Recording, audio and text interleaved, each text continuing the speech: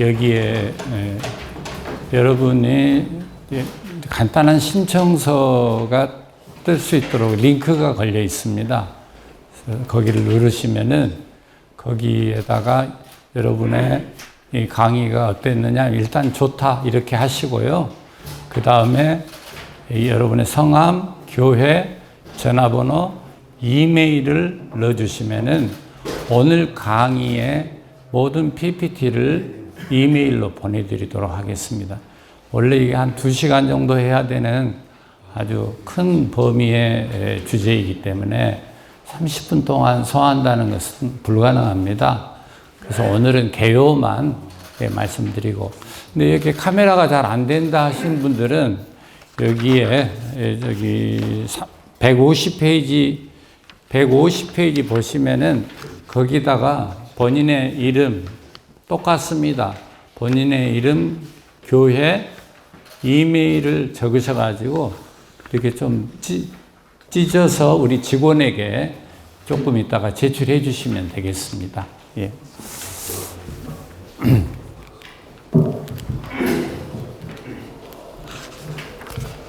제가 이제 속도감 있게 교재는 참고로 보시고요. 워낙 그 분량이 많은 것이기 때문에 PPT로 요약을 다시 했습니다.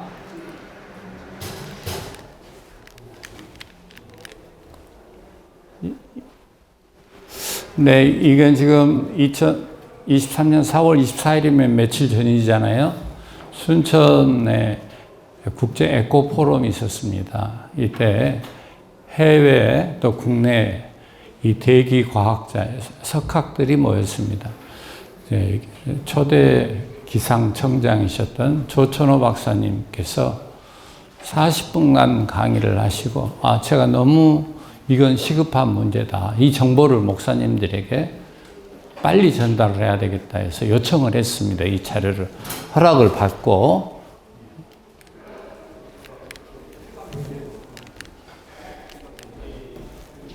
이게 넘어가죠.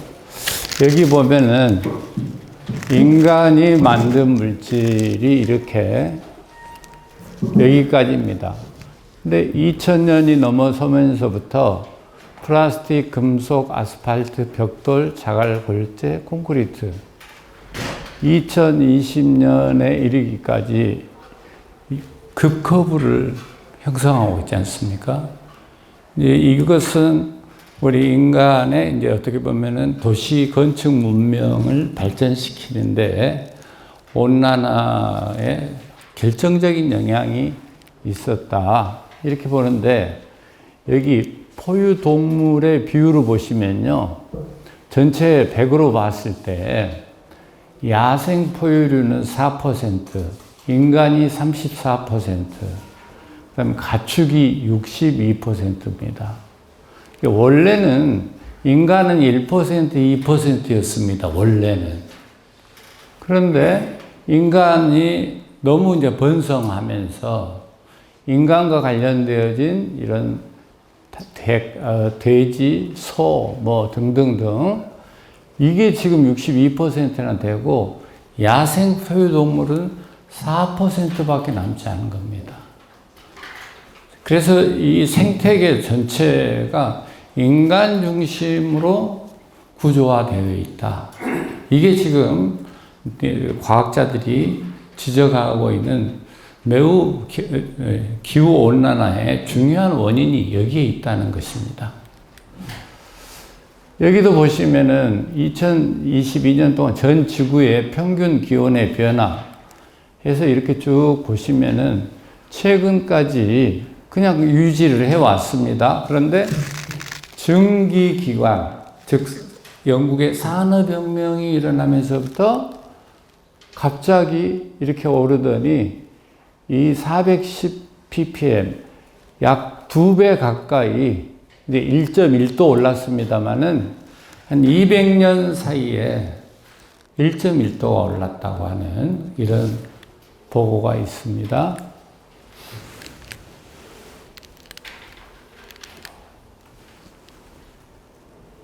여기에 보시면 전국 전 지구 평균 지상 기온의 변화인데요. 지금 앞으로 어떻게 관리하느냐에 따라서 SSP1 1.9, 2.6, 4.5 그러니까 1, 2, 3, 5 이건 굉장히 좋지 않는 상태로 악화될 그럼 몇 도입니까? 5도까지 오른다는 겁니다. 지금 1.1도까지 올랐다 해서 지금 심각하게 지금 사람의 체온이 1.1도 올랐다 생각하시면 똑같아요. 2도 오르면은 벌써 몸이 많이 아프죠. 2.5도, 3도 오르면은 생활 못 합니다. 지구도 똑같이 생각하시면 됩니다. 그러니까 지금 1.5도까지 막아보자고 하는 것이 파리 협약의 주 내용이고 인천에서 그것을 다시 확인했는데 현재 지금 1.1도거든요. 근데 이 1.5도까지 막으려면은 2019년 대비 30년까지 43%의 이산화탄소를 저감해야 됩니다. 이거 아주 중요한 이야기입니다. 2019년 기준으로 해서 30년, 그러니까 지금으로부터 한 7, 8년밖에 안 남았잖아요. 2023년이니까 2019년 대비 43% 저감해야 된다면은 전에 2개 쓰던 것 하나만 써야 되는 것이죠. 그렇지 않으면은 1.5도 상승 저지를 막을 수 없다. 이걸 이제 이때 이 시기를 놓쳐버리면 불가역적인 상황으로 간다. 불가역이라는 말은 무슨 말입니까? 그 다음부터는 어떤 노력을 해도 의미가 없다. 제가 노아의 심정으로 이 자리에 섰습니다. 7년밖에 안 남았다는 거예요. 이건 협박이 아니에요. 가스라이팅이 아니에요. IPCC 과학자들이 유엔에서 공식 연구해서 이번에 지난달에 총회에서 인증까지 받았어요.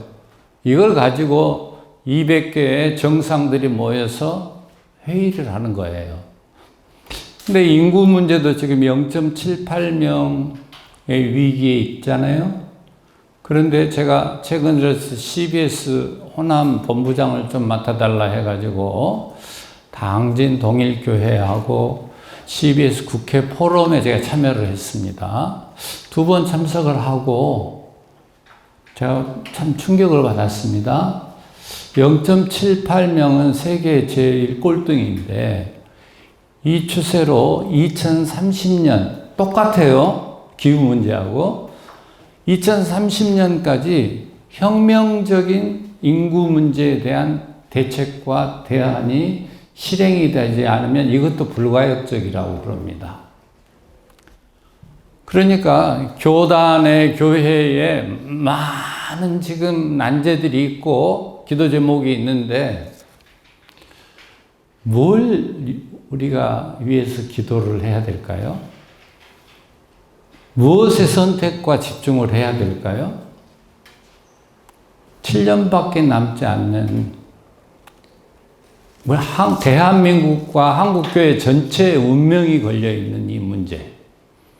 아니, 더 나아가서 지구촌 전체의 운명이 걸려있는 이 문제에 대해서 하나님께서 창조하신 이 세계를 어떻게 이 지경까지 만들었는지 생태적인 회심을 처절하게 하고 교회가 이걸 어떻게 하면은 다시 하나님께서 지으셨던 그 원복을 모든 생명체가 더불어서 공생공존할 수 있는 그러한 생명 공동체로 나갈 수 있을지 새로운 신학적인 상상력과 생태 감수성을 회복하여서 하나님 앞에 다시 서지 아니하면은 지금의 어떠한 부분적인 개혁과 노력과 개선으로는 우리를 바치고 있는 기본이 다 무너져 버리기 때문에 사실상 무의미해진다는 것입니다.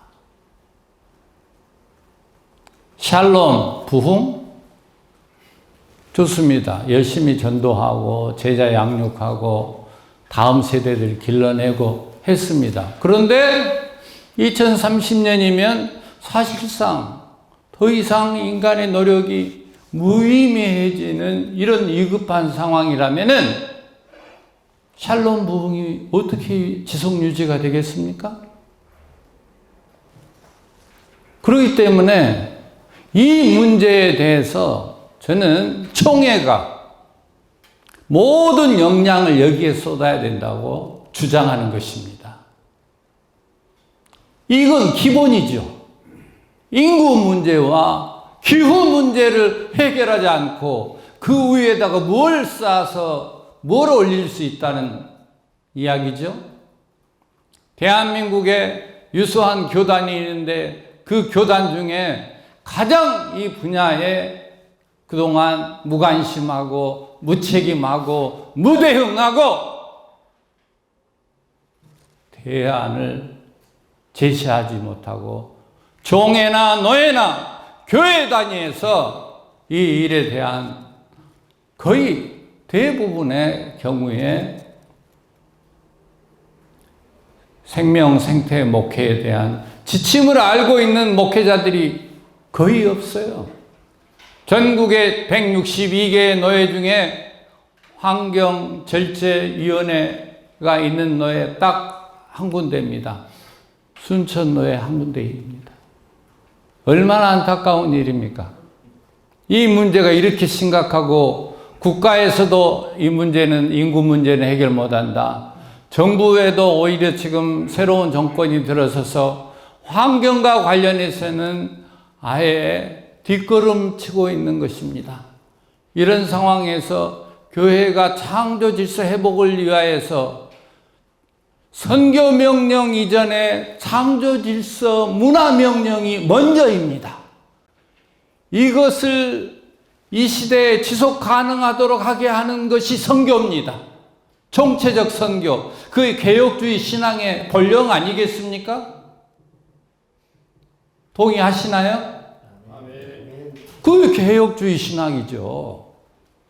한 사람 전도해가지고 교회 부흥시킨다. 그건 교회의 왕국을 만드는 그런 하나의 부분이고, 모든 전 영역에 하나님의 주권과 통치가 임할 수 있도록 하는 일에 이제까지는 인간만 생각을 했다면 사회와 환경에까지 하나님의 모든 피조세계의 그 탄식을 예수 그리스도의 십자가 안에서 품고 다시 생명을 회복하고 샬롬과 부흥과 평화가 지속될 수 있도록 하는 일에 우리가 전면적으로 부름을 받았고 우리가 나가야 될 그런 청지기적인 책무가 있다는 것이죠.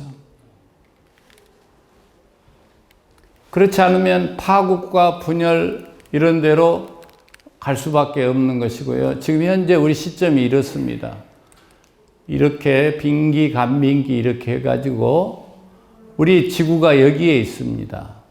우리의 선택이 어떻게 되느냐에 따라서 안정된 지구로 가느냐 아니면 찜통 지구로 가느냐 해서 3도, 4도, 5도 가게 되어지면은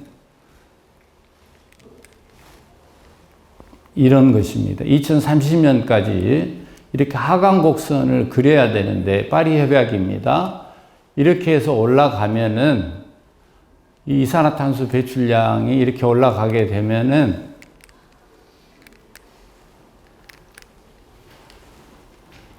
전 세계에 있어서 이 에너지 관련되어진 이 분야를 가장 개선할 여지가 많고 해야 된다고 하는 이러한 지금 파란 표시가 그런 내용이고요.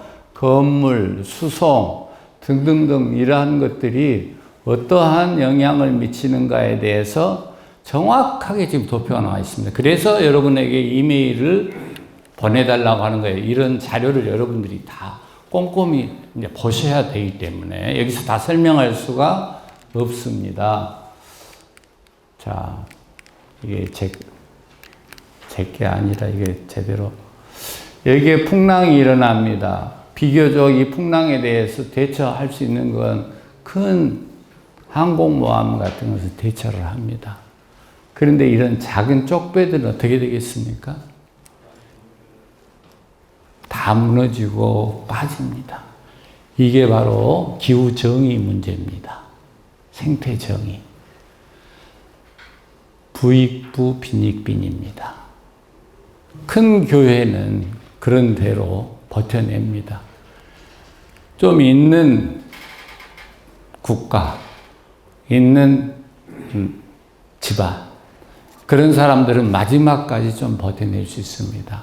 그러나 약자들, 가난한 사람들, 지금도 코로나 때문에 미자립 교회가 문을 많이 닫혔지 않습니까?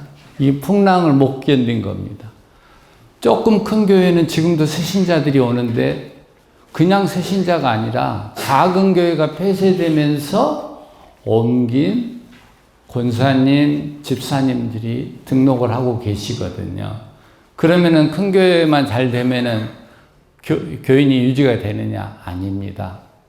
생태계가 죽으면은 큰 나무가 홀로 존재할 수 없습니다. 그래서 교회 생태계가 중요하고 노회가 중요하고 총회가 중요한 줄로 믿습니다. 이게 함께 살아가는 거지, 공룡만 살아서 공룡이 모든 걸 다 독식하게 되니까 결국 공룡이 멸종하지 않았습니까? 똑같습니다. 대형 교회 몇 개의 교회가 부흥한다고 해서 그걸 잘하고 있다 이렇게 생각하는 것이 아니고 이제는 분립개척을 본격적으로 해야 되는 시기가 되었고요. 미자립 교회를 어떻게 하면 살려서 저들로 하여금 교회 생태계를 더불어서 이룰 수 있을지 뭐 이런 내용들을 지금이야말로 논의해야 될 때, 이 총회에 사활을 걸고 이 문제를 논의해야 됩니다. 이게 어떻게 보면 변두리 같고 주변 같은 이야기 같지만은 예수님의 관심이 거기에 있었고 총회의 관심이 거기에 있을 때에 총회는 건강해질 줄로 믿습니다. 교회 전체가 그렇게 해서 함께 사는 것을 이 세상을 향하여 보여줄 때에 세상을 설득할 수 있는 것입니다. 여기 보십시오. 이 심각한 그림입니다. 지금 우리는 60, 70이 되었습니다.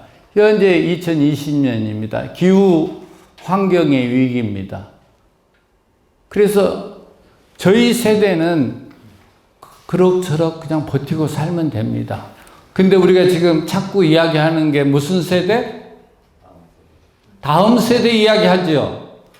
다음 세대, 지금 태어난 세대들 앞으로 어떻게 되겠습니까? 이분들이 70, 100살 살 텐데 이 어마어마한 불가마 속에서 살아가게 될 것입니다.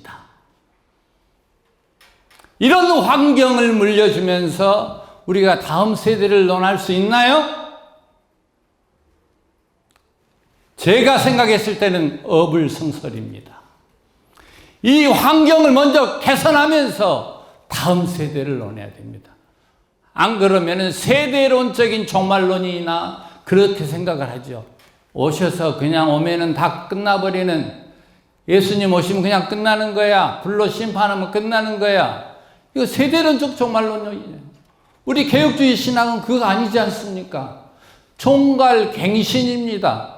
하나님께서 창조하신 이 세상과 다시 오실 예수님의 세상이 연속성과 불력성으로 인하여서 더욱더 아름다운 생명의 세상을 만든다는 것이 개혁주의 종말론 아닙니까? 그렇습니까? 안 그렇습니까?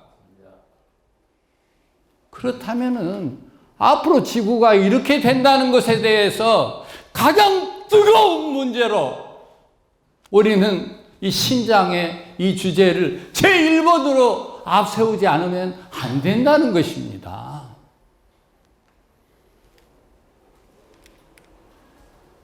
그래서 현재 이 개발 수준으로 해서 우리는 자꾸 성장과 부흥과 주로 그런 이야기를 많이 하는데요. 그 추세로 나가면은 점점 온도는 더 올라가고요. 보편적인 손실과 피해를 입게 됩니다. 그저 그냥 유지하게 되면 적응에 따라서 불평등한 손실과 피해를 입게 되는데 1.5도까지 낮추는 자기 뼈를 깎는, 그냥 자기의 지금까지 소모했던 모든 것의 절반으로 줄이는 그런 걸 통해서 1.5도로 낮춘다면 이게 기후회복력 개발이라고 하는 것으로 안착이 되어서 이 이후에 다음 세대들이 이 지구, 하나님께서 창조하신 이 지구에서 하나님의 샬롬을 누릴 수 있는 그 기반을 받아들이게 되어지고 그 기반 위에 교회의 부흥과 성장과 선교 이런 일들이 가능해지는 겁니다. 이게 안 돼 있으면은요 어떤 전술도 의미가 없습니다. 가장 큰 전략은 이 문제에 대해서 총회에서 아이디어 뱅크를 내야 됩니다. 이 문제가 상수입니다. 아시겠어요? 나머지는 다 변수고 종속 변수고 하수입니다. 이 문제는 상수 중에 상수입니다. 그렇기 때문에 국가에서도 나서는 거고 기업에서도 ESG를 말하는 거고 유엔에서도 이 문제 지속 가능한 발전이 어떻게 돼야 되는지 200의 정상들이 모여서 왜 이렇게 자주 모여가지고 이 문제를 논하겠습니까? 근데 우리 교단이 이 문제에 대해서는 그동안 좀 소극적이었습니다. 그러나 감사하게도 107회기 때에 총회장님께서 결단하시고 6월 1일 날을 우리 환경주일로 섬기자. 그래서 공동 설교문과 기도문이 나가고 또 권역별로 이런 세미나를 해서 목회자들과 교회와 노회에 이런 기후환경 특위가 다 만들어지고 총회에서는 그분들이 사용할 수 있는 교육 매뉴얼을 만들어 제가 이제 조사를 한 내용들이 많이 있습니다. 그런데 목사님들이 이러한 설교를 하고 싶어도 자료가 없다는 겁니다. 확신이 없다는 겁니다. 그러면은 그 일을 누가 뒷받침해야 됩니까? 총회에서 해줘야죠. 기후특위에서 해줘야죠. 아니면 교육국에서 이것을 해줘야죠. 근데 교육국에서는 이런 문제에 대해서는 아직은 수용할 준비가 안 돼 있더라고요, 보니까. 아직은. 그러면 기후특위에서 이 문제를 우리가 심도 있게 해서 매뉴얼 만들어서 권역과 노예별로 보내고 저들로 하여금 그것을 실행하도록 하게 하고 각 교회의 교인들이 정말 하나님의 나라를 위하여 국가를 위하여서 아니 전 지구촌을 위하여서 창조 질서 회복과 보존을 위해서 우리는 뭘 해야 될 것인가 이제 이러한 이야기들을 해야 되겠다 하는 이야기입니다. 예. 이게 바로 폭염이랄지 이런 것들이 이 전체적인 사회의 삶의 전 영역에 엄청난 영향을 미친다고 하는 것을 이건 정확한 그래프로 보여주고 있고요. 기후회복력이 개발 증진이 되어지면 이게 지속 가능 발전입니다. 이렇게 가는데 지금 이 기로에서 이 길로 가지 않고 지금처럼 그렇게 살면 앞으로는 이런 회복 불능의 상태로 간다고 하는 것이 전 세계 기후학자들 IPCC에서 제6차 보고서를 통해 작년에 발표한 것이고요. 그걸 가지고 지금 이제 조천호 박사는 애언자처럼 이 이야기를 이제 하시면서 참 이분도 기독교인이신데 향후에 이제 이런 문제들을 어떻게 같이 한번 읽겠습니다. 시작. 아무도 멸망치 않고 다 회개에 이르기를 원하시느니라 그랬습니다.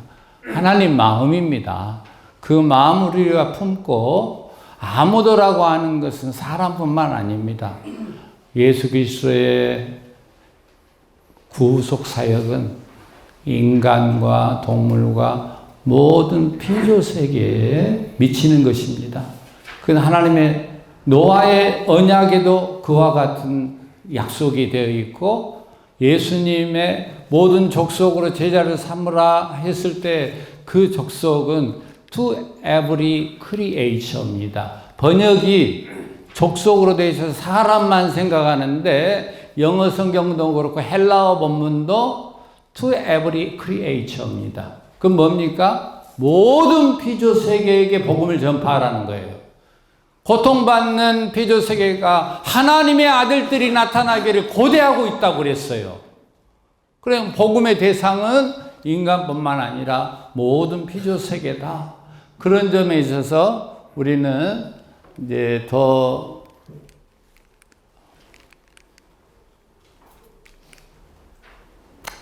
이제 사실은 여기서부터가 제 강의인데, 저는 여기서부터는 책에 다 나와 있습니다.